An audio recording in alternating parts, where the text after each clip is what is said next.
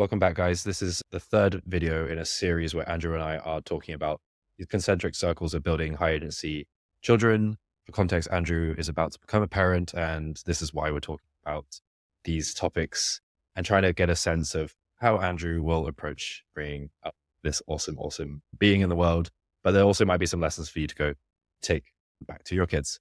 I'd really appreciate it if you'd hit that subscribe button, as this helps us keep you aware of the new topics that we're talking about in the future of education, how AI is affecting education, and also the role of parenting in education. And without any more blah blah, let's get into it. Andrew, how are you doing, and what are we talking about today? I'm great. So in the last two conversations, we talked about kind of this concentric circle idea of how I want to think about building a home for my child, or like an educational curriculum for my child, where in the center is a medium for truthful communication.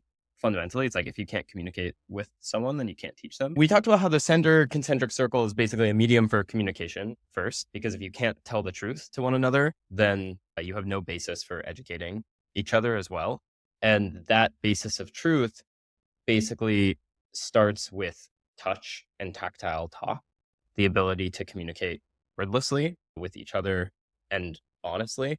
And then that allows you to absolve tension in the relationship. And once you can absolve tension in the relationship, then there's no reason to like hide things or to be dishonest, basically, until, later in life, obviously, when maybe you have more abstract reasons to be deceptive and stuff like that, which is not a problem.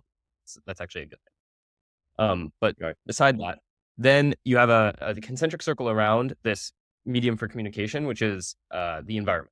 So you construct a social and cultural environment. We talked a lot about that. And then the third concentric circle now on top of this is finally we get to skill development. And the reason I frame these as concentric circles in my mind is that it is not at all important to think about how should my child play the piano if there's no piano in the room, for instance. And I would go one step further and to say there's no point asking how should I teach my child to play the piano if nobody in the house plays the piano. Now, obviously your child can be the founder of a new culture in your home. That's not a problem. And in the case of like musical skills, this is often the case where like parents want to give their child the gift of something that they personally were never able to accomplish. But I would really strongly encourage at least myself and maybe other people to think about how you can embed the child in a context or in an environment where that skill or that culture is pre-existing. So if nobody in your home plays the piano, and you want your child to be a master pianist, consider sending them to conservatory or whatever. Consider sending them, or consider bringing somebody into your home who does play the piano. I know that that's kind of strange to a lot of people, this idea that you might bring somebody into your home for the sake of education, but I think it's definitely worth thinking about. Many of my friends have skills I don't have. And one of the reasons that we personally live with our friends is because we want to be surrounded by their culture and their knowledge. So we're not going to focus too much on that environmental bit because we talked about that last time, but it is definitely the foundation for skill development because it's the foundation of where motivation comes from, where inspiration comes from, and where like good new ideas come from, basically. But let's talk about skills themselves. Like what skills might we want students to develop or children to develop, and why? And like what are the mental models that allow those skills to form? Are kind of interesting questions that we're going to talk about. And this is kind of where we get into playful creative modes, games, mental models. We want to think about ways, like new ways of being almost, that you're able to give as gifts that are very, very valuable often to society or to the child themselves. I mean, either of those work, but obviously if you're contributing value to society, that is often valuable to you as well, because we're kind of a mutualist species. And we're also we're assuming now, based on our last conversation, if you've been following along, that there's some baseline literacy and numeracy. So there's that core is there. There may even be some initial history there. We haven't gone deep dived in. Let's talk about like fundamentals before we get to like what skills should you learn or what skills like might a child want to learn. We should talk about how like you definitely need like literacy, numeracy, and social skills, like the ability to communicate, the ability to stand up on stage, the ability to perform, these sorts of baseline, maybe the ability to draw. You can think about drawing as like another similar one. But those are like so common that we're not going to cover them. Like we're just going to assume that as the baseline and then say like, given those skills, what skills might we pursue on top, and why? And actually, Serj and I have done some amount of work on this in the past and kind of laid out some mental models that we would be interested in thinking about. And I just want to go through them. And I do also want to mention that this is like a preliminary investigation. And this is not like by any means the final word. This is like me trying to think out loud about the sorts of mental models that I find very effective. In fact, what is going to be most effective is teaching your child to be like self-sufficient, to be able to do good work, to feel like agency over their environment and their ability to manipulate their environment and change the environment. And whatever that means to your child is probably going to be more effective than like reading off of a list of prescribed skills. But let's just start going. Computing from first principles, mental model. So the mental model of computing. Why? Personally, I think computing is the kind of manifestation of applied logic. And also that's like maybe more scientifically. And then practically, computing allows you to control literally the entire field of electromagnetism. So it's like a fundamental force. There are four forces, that we're getting into physics here a little bit. Electromagnetism is a very powerful force, and computer programs can almost entirely control electromagnetism quite easily because we can build mechanical devices that make that, quite trivial. And electromagnetism is a very powerful force. If you can control electromagnetism, you can build like brain-computer interfaces. You can build, obviously, computers themselves, the screen that we're using to talk to each other. You can build communications devices. So the ability to send radio signals or the ability to send cell phone signals. If you can control electromagnetism, you can have lights like the one that I have here. And obviously, you're getting a little bit into the field of electrical engineering there. Computing and electrical engineering are very closely related, obviously, and that's more of like an interface question. At the edge of the computer starts the electrical circuit or whatever. And to give some more context, we were debating this all, like the rest of this list, as we sort of strolled around New York, the times I visit there. And I think that's an awesome mental model to be getting. And in that discussion, I want to make clear that we're not talking about skills to get you jobs. And like that could be a helpful skill to get you a job. And that's probably how many people are thinking about this. We're looking for something, a set of mental models and lenses on the world and frameworks, mindsets that basically afford like high agency and are fundamental in some kind of way that allows this young person to, again, navigate the world, manipulate their environment, move through it gracefully. And so my counter to this was like, yes, we can learn about computation. In some sense, I have this kind of philosophical bend, and you have a great counterpoint to this. And there's always a good point of tension between us, which is, and I agree with your side, which is to say, we shouldn't just be teaching like concepts or philosophical ideas abstracted away from like some project or thing that they have to do with their hands and like actually manipulate matter and not just sit in an armchair and think about something, right? And I brought up this idea of like, well, it's great to know computers, computation, but like you need to know about yourself. Like you need to know who you are and how you relate to a world so that you know where to deploy this idea of computation. So I came up with this sort of sense of like, well, I think like a very foundational mental model to know about is the idea of agents and arenas and multiple agents and how to interact with that. Like, what is the idea of an agent? Like, what is the idea of agency? Because I can use that as a lens on myself to know who I am so that I can express myself into the world and like have it respond to me. And I don't want to teach that through like a conceptual lens or a philosophical lens. There needs to be some kind of like project that like encapsulates mindsets, skills, concepts. And we talk about like the idea of building an agent from first principles, which seems to tie together like computation, this idea of like some more philosophical concepts, but like how could you recreate artificial intelligence or like an agent? That could be as simple as like making video games with multiple agents in them, right? It doesn't have to be like make AGI, but that's another mental model here of like agents and arenas, which I think is pretty deep in that stack of concepts to bring. An interesting one that I've been thinking about that seems a little bit similar and like maybe at an easier level to start with is games, just game development. So game development and game design is really interesting because when you get into it, obviously it's a complex, like one crazy thing about this conversation is the justification for each of the mental models is obviously like dependent on the knowledge of the field. And so in some ways, the temptation is to explain the entire field at the same time that you explain the mental model, which is not possible. But with game design and game development, I basically think you have to model the agents in the game because that's the point. Games are meant to be fun.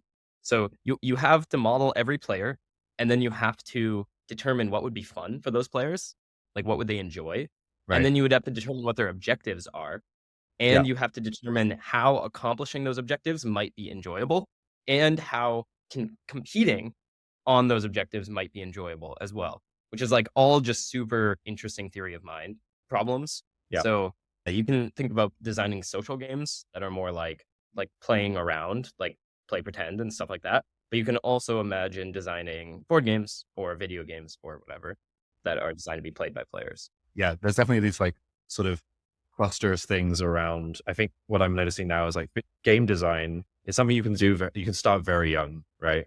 You can become a very good game designer.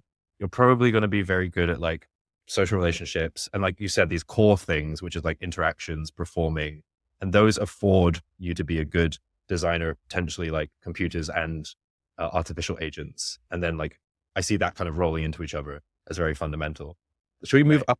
up the stack, or was there another mental model that seemed quite like deep in the stack? Because I know we started to go out to like things like culture and thinking about sociology and like social systems, which seem Yeah, we like talked about storytelling, like writing and structuring information. So I think of this as like a very fundamental one as well, because story is all about value change.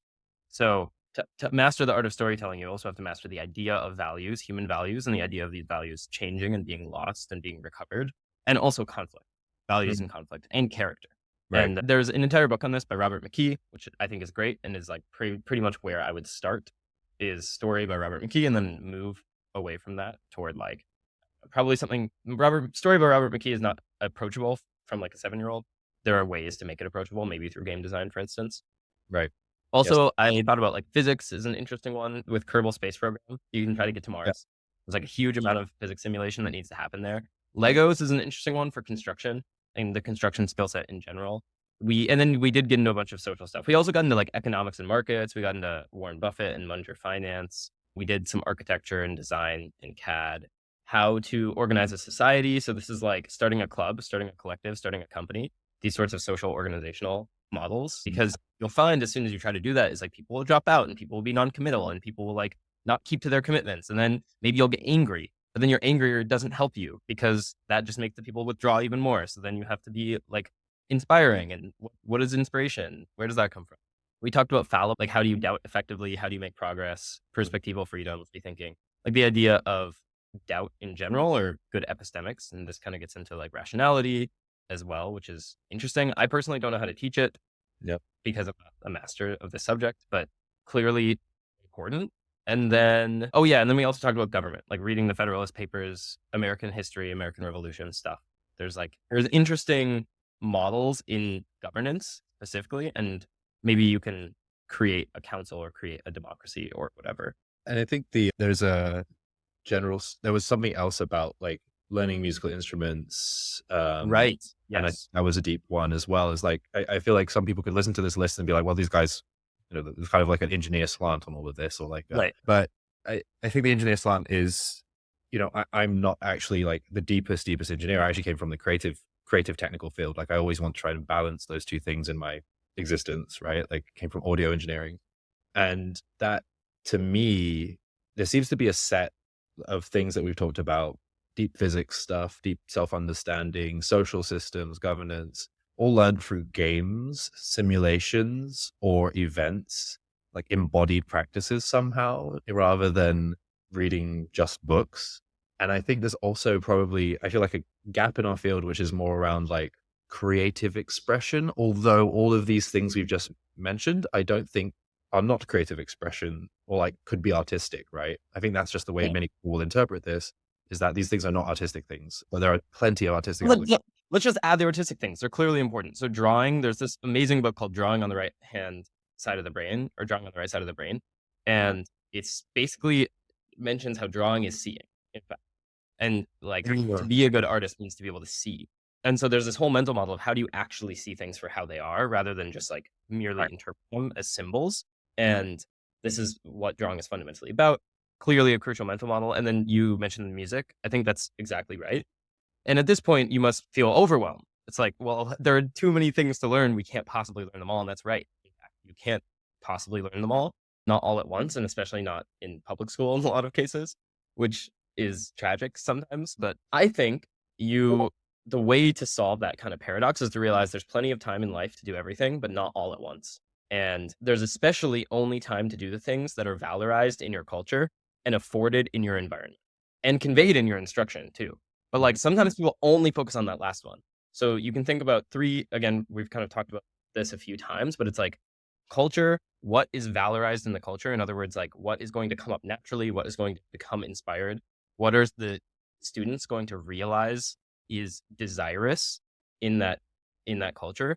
Environmental design, what is actually afforded? What does the environment allow them to do? These are, if you don't have these, the child won't want to learn. They just won't. Like Mhm. if the child doesn't have a culture that valorizes playing the piano, they will not want to play the piano. And one of the ways to make this obvious is language learning, right? Right. Why is it that every single child learns their natural language? Every child. And they'll not just learn one, they'll learn as many natural languages as are spoken in their house. Why? It's because this is the culture of the house. If the culture of the house is people yelling at each other, you'll notice that your kids will get into that. They'll start being angry too. Why? Because this is what's valorized by the house. And again, that's not even necessarily a problem. Like a house where the boys, get into wrestle, it's gonna be a house where the boys wrestle. Like, because wrestling is valorized. Right. And so you must have these things. And if you try to focus on instructional quality instead and say, like, oh, well, Serj and Andrew have this big list of skills, I'm gonna find an instructor for each Right. skill. And you try to force the child to go through instruction, they won't complete the instruction. Or if they complete the instruction, they'll complete it in a half-hearted way. And none of these will actually successfully get the child into a playful, creative mode that affords them agency in their environment. To wrap, I think that's the big takeaway here is how do you build that culture of learning, that culture of inspiration? That's that's the unlocking technology here. And if you as a parent can figure out how to engineer, design culture, however you want to say that, so that you unlock these creative, playful modes, the actual acquisition will be much easier. And then in the actual like actionable step I'd leave people with is figure out how the home is a place that valorizes that culture, and maybe think about like the home more broadly than the edges of the four walls. Think about it as the extended Yep. community and the resources around you, the people you bring into it, the people you meet outside of it, and the web of relationships you build around a young person. Andrew, do you have any last words before we wrap this up? Yeah, there's this great story from Jeff Bezos's mother, which is so funny. But anytime he would get into a new interest, dinosaurs, space, whatever, she would fully change the entire decor of their home. She would pull down all the posters and put up dinosaur posters, and she'd put dinosaur themed bedding. And I'm pretty sure he didn't come from a very wealthy home, but she just did everything she could to support whatever the latest interest was. Hmm. And at one point, he got really into mechanical engineering, and he would build these like Rube Goldberg machines all over the house and like tie cupboards together and all this. And this must be very annoying for a mother to Right. have to deal with all of these contraptions everywhere. But she just let him do it, and she like valorized that. In fact, she moved into mechanical engineering by putting more affordances in the environment. And I think there are always these little things that you can do to notice what not just children but even the adults around you want to be working on and make the environment valorize and afford that for them. Yeah, and I guess that's where I'd wrap. It's like, do what you can to raise the aspirations of the people around you and make the environment one in which they can practice what they would like to practice. Let's make it happen. Awesome. Andrew, it's a pleasure as always. And I'll catch you next week. Thanks for listening, Bye. everyone.